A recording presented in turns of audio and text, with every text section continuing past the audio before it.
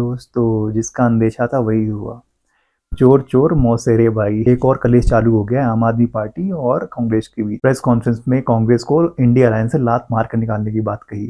अब सारी हदें पार हो चुकी हैं, सारी सीमाएं पार हो चुकी हैं। अपमान का एफआईआर दर्ज कराने का, एंटी नेशनल बोलने का जो दुस्साहस अजय माकन और उनकी पार्टी ने किया है, मैं मांग करता हूं कांग्रेस पार्टी से कि 24 घंटे के अंदर अजय माकन के खिलाफ कार्रवाई करें, वरना इंडिया गठबंधन के जो और भी घटक दल हैं उनसे हम लोग मांग करेंगे कांग्रेस को इंडिया गठबंधन से अलग करें। और स्पेशली अजय माकन जो कि कांग्रेस पार्टी के ट्रेजरर हैं, उन्हें लात मारकर निकालने की बात हो रही है। अगर कांग्रेस पार्टी से अजय माकन को बाहर ना निकाला गया तो आम आदमी पार्टी और कन्विंस करेगी दूसरी पार्टियों को कि वो कांग्रेस को इंडिया अलायंस से ही बाहर निकाल दे। और सबसे मेन चीज कि इंडिया अलायंस बनाई ही कांग्रेस पार्टी के द्वारा गई है। तो क्या और क्यों हुआ है और इन सब का फायदा किसको जा रहा है, इस पर बात करेंगे। बीजेपी जो कि एनडीए ग्रुप की सबसे बड़ी पार्टी है, एनडीए ग्रुप को टक्कर देने के लिए एक अलायंस बनता है जिसका नाम है इंडिया अलायंस। और ये अलायंस नेशनल लेवल पर बना था ताकि लोकसभा में बीजेपी को पिछड़ा जा सके, और जिसमें कुछ हद तक वो सफल भी हुए हैं।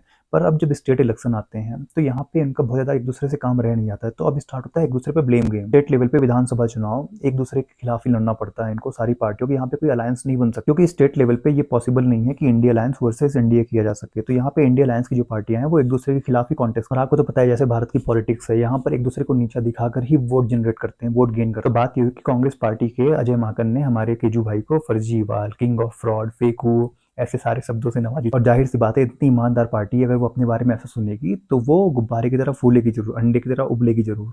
हम राष्ट्र विरोधी हैं, अरविंद केजरीवाल राष्ट्रद्रोही हैं। तो उन्होंने प्रेस कॉन्फ्रेंस करके ये डिमांड रख दी, तो अजय माकन को कांग्रेस पार्टी से लात मार के निकाला जाए या तो कांग्रेस पार्टी को लात मारकर इंडिया अलायंस से निकाला। कांग्रेस के बयानों से, कांग्रेस के एक्शन से ये बिल्कुल साफ हो गया है कि दिल्ली के चुनाव के लिए कांग्रेस ने भारतीय जनता पार्टी से साठगांठ कर ली है। बात करते हैं कि अजय माकन ने हमारे केजू भाई को इतना सम्मान ही क्यों दिया। तो बात यह है कि अभी कुछ दिनों पहले आम आदमी पार्टी ने मुख्यमंत्री महिला सम्मान योजना चलाई, जो कि महिलाओं को कुछ पैसे देने का वादा करती है, जबकि एक फ्री बीज है और गवर्नमेंट ऑलरेडी लॉस में है।